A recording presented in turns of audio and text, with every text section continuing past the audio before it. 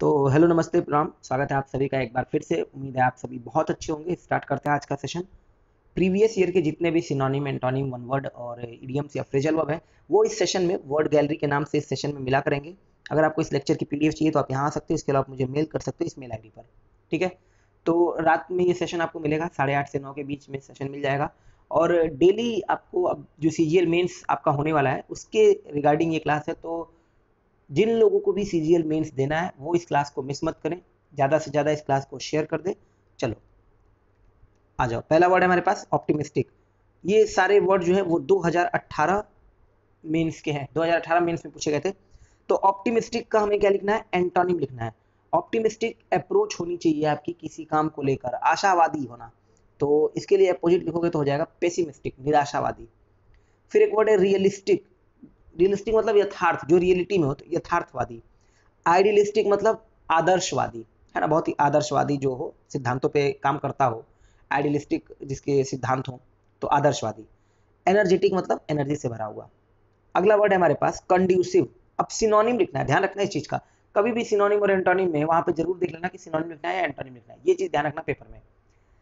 Conducive अभी आज ही editorial वाला जो वर्ड हमने किया था मॉर्निंग में, तो उस शो में आपको मिला था कंड्यूसिव। कंड्यूसिव के साथ लगने वाला प्रपोजिशन में बताया था टू है। और कंड्यूसिव का मतलब होता है कोई भी चीज जो सहायक हो। अगर इस मान लो मैं कह देता हूँ कि इस कमरे में तार लगवा दो, तो वो जो है वो काफी हेल्पफुल होगा जितनी भी ये लाइट्स हैं इनके लिए। ऐसे बोल रहा हूँ कुछ भी। तो कंड्यूसिव टू, हेल्पफुल, तो सही ऑप्शन हो पाएगा सी वाला। सिनोनिम लिखना था। अनफेवरेबल तो अपोजिट हो जाएगा, हिंडरिंग, बाधा डालने वाला। और फिर एक वर्ड है रिक्लूसिव। देखो एक वर्ड होता है रिक्ल्यूज, एकांत में रहना, है ना, रिक्ल्यूज। उसी से बना रिक्लूसिव, जो अपने आप को आइसोलेट करके रखता हो, बिल्कुल अकेले में रहता हो, तो दैट इज कॉल्ड रिक्लूसिव। अगला वर्ड है प्रीडिसेसर। प्रीडिसेसर मतलब जो पूर्वगामी हो, जो पहले का हो। तो आने वाला एंटोनिम लिखेंगे तो सक्सेसर हो जाएगा। ऑपरेसर क्या होता है? जो अत्याचार करता हो, तो उसको बोलते हैं ऑपरेसर। कोई भी जैसे तानाशाह है, अत्याचार करता है ना, तो उसको बोलेंगे ऑपरेसर, क्रूएल वे में बिहेव करने वाला। प्रोसेस करने वाले को प्रोसेसर, और लीज पर देने वाले को लेसर। जो पट्टे पे कोई चीज उधार पे देता है, लीज पे देता है, तो उसको लेसर बोलते हैं। तो ये तीनों वर्ड जो है ये 2018 मेंस में आए थे। आगे देखो, ये तीनों वर्ड के लिए मैंने सिनोनिम लिख दिया है। स्पेशली जो तीन अच्छे वर्ड मुझे लगे, जैसे ऑप्टिमिस्टिक है, आशावादी होना, तो होपफुल होना, कॉन्फिडेंट होना उस चीज को लेकर। सैंग्विन, बहुत अच्छा वर्ड है सैंग्विन। यूटोपियन भी आप बोल सकते हो, या फिर चीयरफुल होना। ठीक है। अगर हिंडर है तो ये तो इतना इतना ज्यादा पूछा गया है वर्ड, इस वर्ड को आपको हमेशा ध्यान रखना है। हिंडर करना मतलब बाधा डालना, बाधित करना, ऑब्स्ट्रक्ट करना, है ना, वर्ब है। फ्रस्ट्रेट करना, फ्रस्ट्रेट का तो मतलब एक सेंस और होता है, बट दूसरा एक सेंस होता है किसी काम को रोकना, फ्रस्ट्रेट करना। डीटर करना, हैम्पर करना। अच्छा, हैम्पर के लिए ध्यान रखना, अगर नाउन फॉर्म में होगा तो टोकरी हो जाएगा, वरना वर्ब फॉर्म में बाधा डालना। थ्वाट करना, रोकना, फेल करना, इंपीड करना। होबल करना, स्टीमी करना, फॉइल करना। ट्रेमेल, देखो ट्रेमेल, ट्रेमेल का मतलब क्या होता है? एक तरह से जकड़ना किसी चीज को। चेक करना, चेक के और भी सेंस होते हैं, ब्लॉक करना। तो ये जो वर्ड है हिंडर, ध्यान रखना सीजीएल मेंस वालों, हिंडर जो वर्ड है बहुत ही इंपॉर्टेंट वर्ड है हिंडर। अब सिनोनिम, एंटोनिम, फिलर्स कहीं भी आ सकता है, बहुत ज्यादा पूछा जाता है। अगला वर्ड है रिक्लूसिव। ये वन वर्ड में बहुत पूछा जाता है रिक्लूसिव।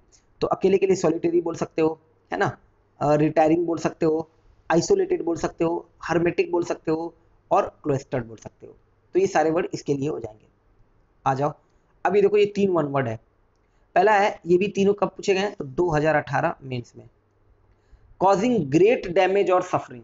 कॉजिंग ग्रेट डैमेज और सफरिंग, तो बहुत ज्यादा डैमेज और सफर देने वाली चीज को बोलोगे कैटेस्ट्रोफिक, है ना। फिर अगला वर्ड है स्पेस्मोडिक। इंटरमिटेंट, छिटपुट, कोई भी चीज स्पेस्मोडिक है तो क्या है? छिटपुट है। काज्म, काज्म का मतलब क्या होता है? दरार। दरार समझते हो ना, दो जैसे पत्थरों के बीच में दरार पड़ जाती है, दीवालों के बीच में, काज्म।